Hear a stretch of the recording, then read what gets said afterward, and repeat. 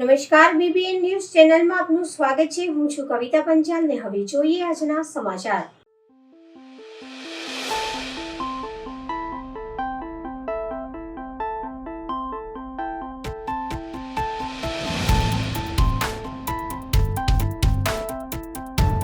ગઈકાલે સાંજે પાલિકાની સામાન્ય સભા મેયરના અધ્યક્ષસ્થાને મળી। સામાન્ય સભામાં આજે અનેક મુદ્દાઓ પર તડાફડી જોવા મળી, જેમાં ખાસ કરીને વોર્ડ નંબર 13 વિસ્તારમાં ઢોરવાડો બનાવવાને લઈને કોંગ્રેસ અને ભાજપના કાઉન્સિલરો સાથે મળી વિરોધ નોંધાવ્યો, તો બીજી બાજુ દૂષિત પાણીની સમસ્યા અંગે પણ રજૂઆત થતાં માહોલ ગરમાયો હતો।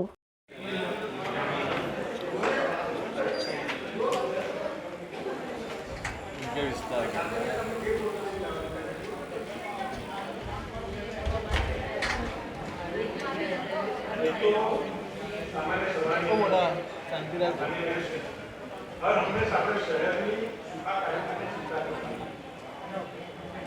પછી પાણીનો વિષય હોય, ગટરનો વિષય હોય, રસ્તાનો વિષય હોય, લાઇટનો હોય, બધા વિષયની ચિંતા કરવી।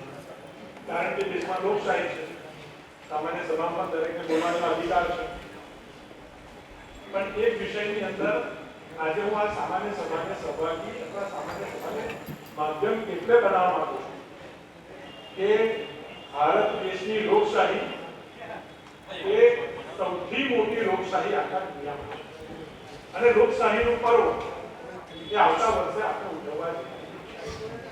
જ્યારે લોકશાહીનું પર્વ એટલે ઇલેક્શન જ્યારે 2024માં આપણે ઉજવવા જઈ રહ્યા હોય ત્યારે આ મજબૂત લોકશાહીના દૃઢીકરણ માટે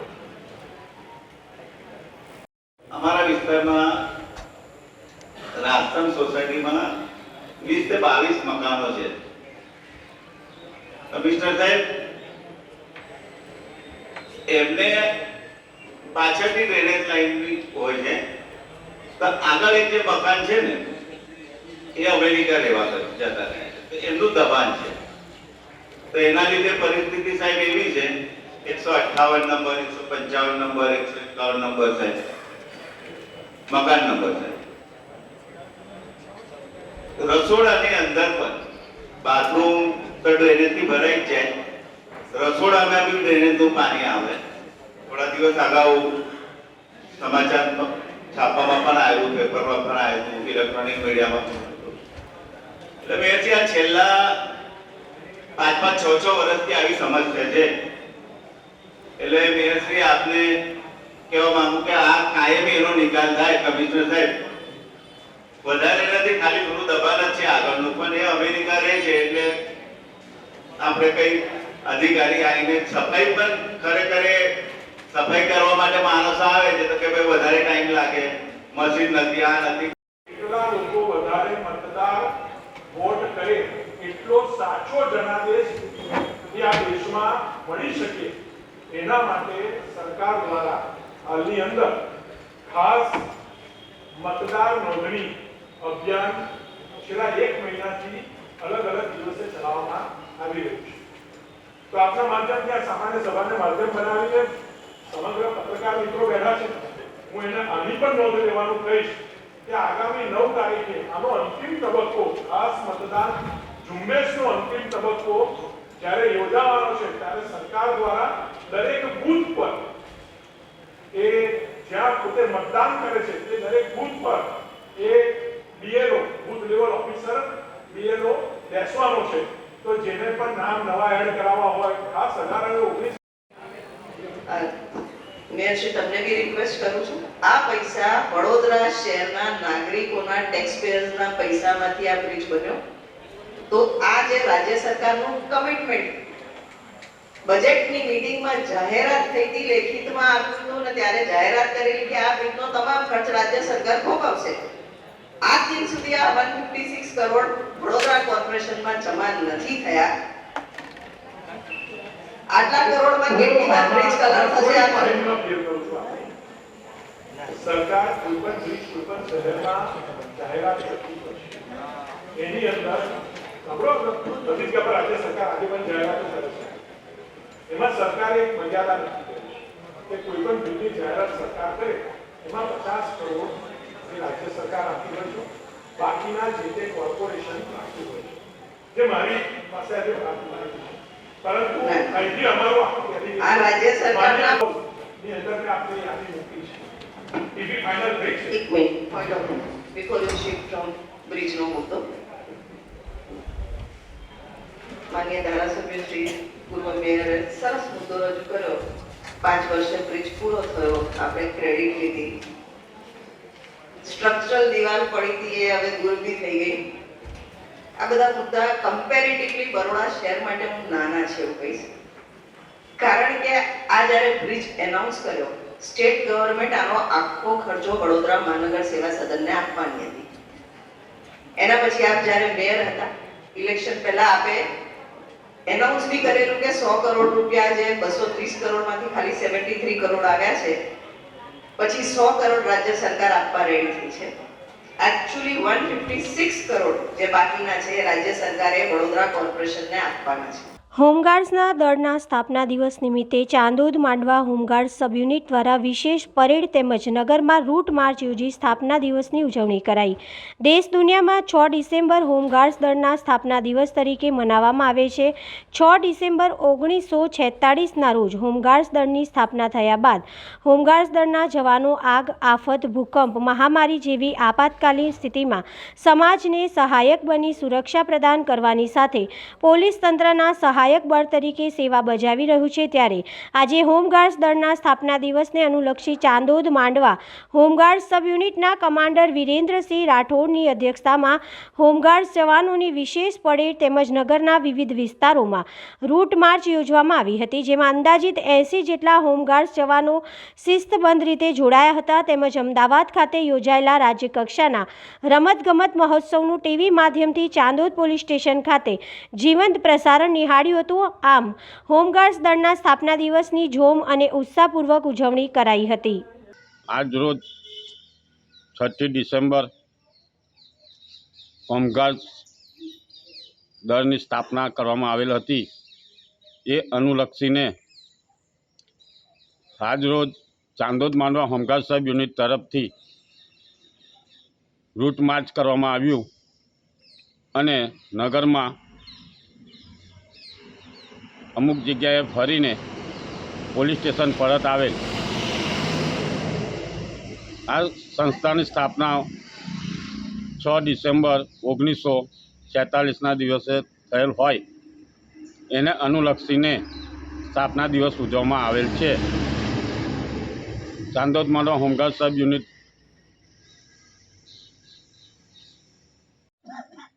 ચાંદોદ માંડવા હોમગાર્ડ સબ યુનિટના કુલ આશરે 80 જવાનો આ પરેડમાં ભાગ લઈ રહ્યા છે અને ચાંદોદ ગામમાં રૂટ માર્ચ કરેલ છે. તેમજ પોલીસ સ્ટેશન ખાતે રાજ્યકક્ષા રમતગમત મહોત્સવ નિમિત્તે અમદાવાદ લાલ દરવાજા ખાતે પ્રોગ્રામ રાખેલ હોય એનું જીવંત પ્રસારણ પોલીસ સ્ટેશનના ટીવી માધ્યમથી દરેક હોમગાર્ડ સભ્ય નિહાળી શકે છે. પ્રવાસન પ્રોજેક્ટ હેઠળ વિકાસ પામનારા યાત્રાધામ ચાંદોદ પાસેના ઐતિહાસિક તેન તલાવના વિકાસ અર્થે સરકાર દ્વારા વધારાની ગ્રાન્ટ ફાળવવામાં આવી. તળાવના ફરતે બાગ બગીચા, રમતગમતની સુવિધા, પાર્કિંગ ઉપરાંતની વિવિધ સગવડો ઊભી કરવામાં આવશે. ડભોઈ નગરીના હીરા ભાગોળના હીરા કડિયાની અમરપ્રેમ કહાની સાથે જોડાયેલા ડભોઈ ચાંદોદના મુખ્ય માર્ગના મધ્યે આવેલા તેન તલાવ ગામના ઐતિહાસિક તળાવને પ્રવાસન સ્થળ તરીકેના વિકાસ માટે ધારાસભ્યની રજૂઆતને લઈને અગાઉ 200 લાખ મંજૂર કરવામાં આવ્યા હતા, જ્યારે સરકાર દ્વારા વધુ 107 લાખ મંજૂર કરાતા કુલ 307 લાખના ખર્ચે તેન તલાવને વિકસિત કરવામાં આવશે. ધારાસભ્ય શૈલેષભાઈ મહેતા અને જિલ્લા આયોજન અધિકારી તથા સંલગ્ન માર્ગ મકાન વિભાગના નાયબ કાર્યપાલક ઇજનેરોના પ્રતિનિધિ તથા મામલતદાર કચેરી સર્કલ ઓફિસર દ્વારા પ્રવાસન પ્રોજેક્ટ હેઠળ તેન તલાવના વિકાસ માટે તમામ સ્થળોની મુલાકાત લીધી હતી અને સર્વે કરી સરકારમાં દરખાસ્ત મોકલવામાં આવી હતી, જેથી જેથી સુવિધાસભર વિકાસ માટે વધુ ગ્રાન્ટ મંજૂર કરવામાં આવી. વડોદરા જિલ્લામાં પ્રવાસન સ્થળ વિકાસ અર્થે રાજ્ય સરકાર દ્વારા ઐતિહાસિક નગરી દર્ભાવતી ડભોઈ ખાતે આવેલા હીરા ભાગોળ, જે હીરા કડિયાના અમર પ્રેમની કહાની સાથે જોડાયેલા છે, ઐતિહાસિક તેન તલાવને વિકસિત કરવા ધારાસભ્ય શૈલેષ મહેતાએ 2017માં સરકારમાં રજૂઆત કરી હતી. તે દરમિયાન 200 લાખ રૂપિયાના મંજૂર કરવામાં આવ્યા હતા. ત્યારબાદ ફરી સરકારમાં રજૂઆત કરતા તારીખ 1 નવેમ્બર 2023ના રોજ વધુ 107 લાખ રૂપિયાની આ પ્રોજેક્ટ માટે મંજૂરી મળતા કુલ 307 લાખ રૂપિયા જિલ્લા કલેક્ટર AB ગોરની દેખરેખ હેઠળ ઐતિહાસિક તેન તલાવના પ્રોજેક્ટની કામગીરી આગાહી હાથ ધરાશે. વિકાસ આયોજનમાં જનતાની સુવિધા માટે અનેકવિધ કામો, બાળકો માટે રમતગમત, બાગ બગીચા સહિત પાર્કિંગની વ્યવસ્થા, તે સંદર્ભે આનુષંગિક કામો કર્યા. સ્થળે ડેવલપ કરવાનું કામ કર્યું. તે જગ્યા સ્થળનું નિરીક્ષણ કરી તે મુજબ સગવડ સુવિધા સભર ડેવલપમેન્ટ કરવામાં આવશે. ધારાસભ્ય શૈલેષભાઈ મહેતા દ્વારા આપવામાં આવી હતી વધુ માહિતી. ઐતિહાસિક દર્ભાવતી નગરીના હીરા ભાગોળ હીરા કડિયાના નામથી ઓળખાય અને તેન તલાવ એ હીરા કડિયાની પ્રેમિકા તેનના નામથી ઓળખાતું એ તળાવ ઐતિહાસિક તળાવ હોવાથી અત્યારે એમાં પાણી નથી. એના બ્યુટિફિકેશનનો પ્રશ્ન ઉપસ્થિત થયો હતો. 2017-18માં આની રજૂઆત કરતાં 2 કરોડ રૂપિયા સરકાર તરફથી મંજૂર થયા હતા.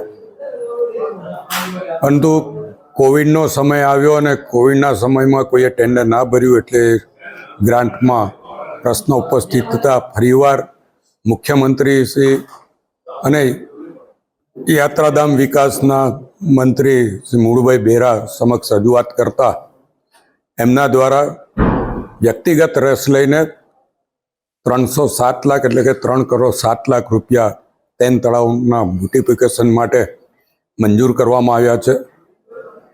સાથે સાથે જ મુખ્યમંત્રીશ્રીએ સૂચના પણ આપી છે કે આ તળાવો જે કેનાલથી 3 કિલોમીટર સુધીના ડિસ્ટન્સ પર હોય તમામમાં જરૂર પડે પાણીની પાઇપો નાખીને પણ પાણી ભરવું એમાં તેન તળાવનો પણ સમાવેશ કરવામાં આવ્યો છે. અને નર્મદા કેનાલમાંથી તેન તળાવ કાયમ માટે પાણીથી ભરપૂર રહે એના માટેનું પણ આયોજન છે. નર્મદા નિગમના અધિકારીઓ મારફત ગ્રેવિટીથી અહીંયાથી પાણી ત્યાં પહોંચે નહીં એવી રજૂઆત કરવામાં આવી છે.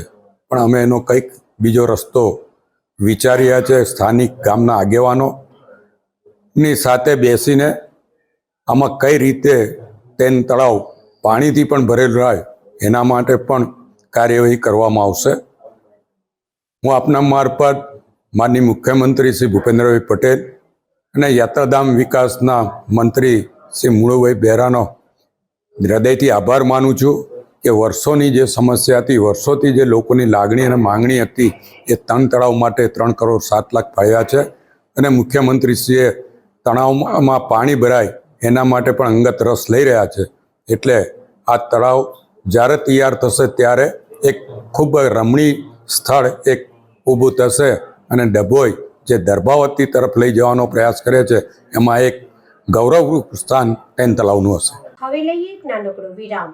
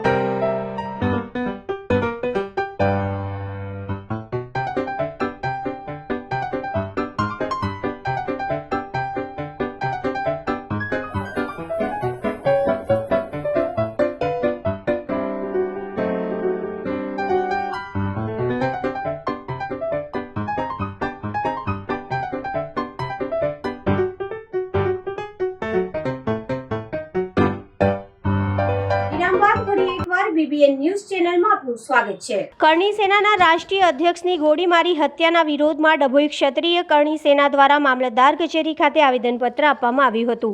ડભોઈ ખાતે ક્ષત્રિય કરણી સેના તાલુકા અધ્યક્ષ દ્વારા રાષ્ટ્રીય અધ્યક્ષ સુખદેવસિંહ ગોગામેડીની પોતાના નિવાસસ્થાન ખાતે ગોળી મારીને હત્યા કરનાર હત્યારા અસામાજિક તત્વો અને હત્યાની જવાબદારી લેનાર ગેંગ સામે કડક પગલાં લઈ તાત્કાલિક ધોરણે ધરપકડ કરી જાહેરમાં ફાંસીની માંગ સાથે મામલતદાર કચેરી ખાતે આવેદનપત્ર આપવામાં આવ્યું. ઉલ્લેખનીય છે કે ગતરોજ કરણી સેનાના રાષ્ટ્રીય અધ્યક્ષ સુખદેવસિંહ ગોગામેડી પોતાના નિવાસસ્થાને રાજસ્થાનમાં દિન દહાડે ગોળી મારી હત્યા કરવામાં આવી હતી, જે ઘટનાને સમગ્ર દેશના ક્ષત્રિય સમાજ દ્વારા સખત શબ્દોમાં વખોડી કાઢી છે. ભારત દેશના ઇતિહાસમાં ક્ષત્રિય સમાજના રજવાડા અને ક્ષત્રિય શાસકો સૈનિકો દ્વારા હિન્દુ પ્રજાના રક્ષા અર્થે બલિદાનો આપી 1000 વર્ષ ઉપરાંત રાજ કર્યું અને દેશને મુગલ શાસકોના હાથમાંથી બચાવ્યું. સાથે જ હાલ દેશભરમાં ક્ષત્રિય પ્રજા, ધારાસભ્ય, સાંસદો અને કરણી સેના તથા અન્ય ક્ષત્રિય સમાજના સંગઠન પ્રજા હિતમાં સામાજિક ધાર્મિક કાર્યો કરી હિન્દુ ધર્મનું રક્ષણ કરી રહ્યા છે. ત્યારે ગતરોજ કરણી સેનાના રાષ્ટ્રીય અધ્યક્ષ સુખદેવસિંહ ગોગામેડીની ગોળીઓ મારી હત્યા કરવામાં આવી છે, જે ઘટના ઘણી દુઃખદ છે.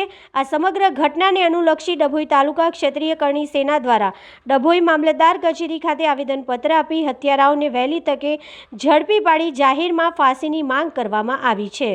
ગઈકાલે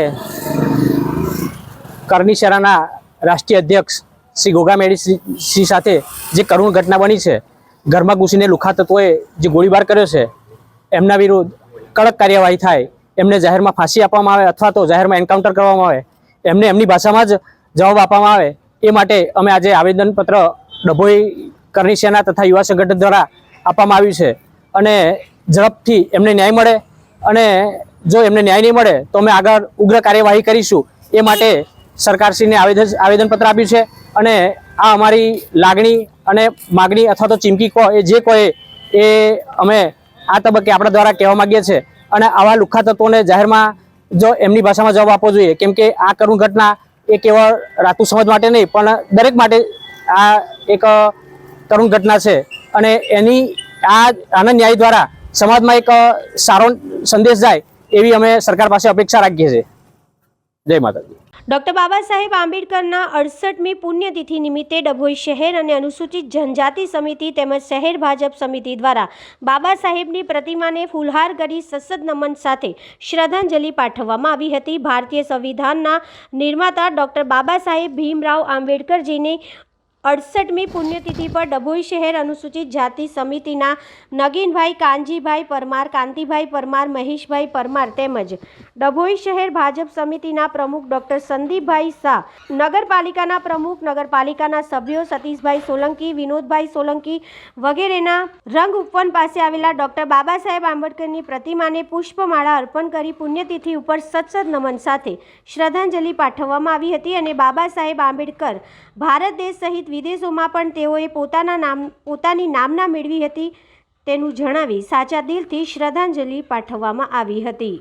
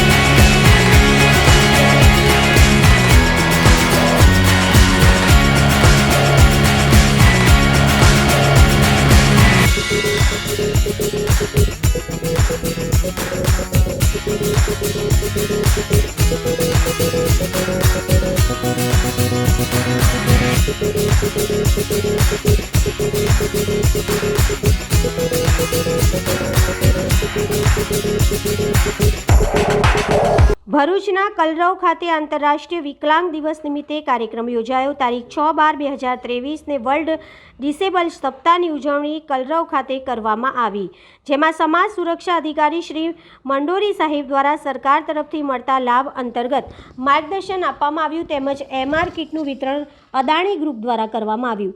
કલરવના સંચાલક દ્વારા મહેમાનોનું શાબ્દિક સ્વાગત કરવામાં આવ્યું હતું અને સમાજ સુરક્ષા વિભાગનો આભાર વ્યક્ત કર્યો. મોટી સંખ્યામાં વિદ્યાર્થીઓ, વાલીઓ અને સ્ટાફ હાજર રહ્યા હતા.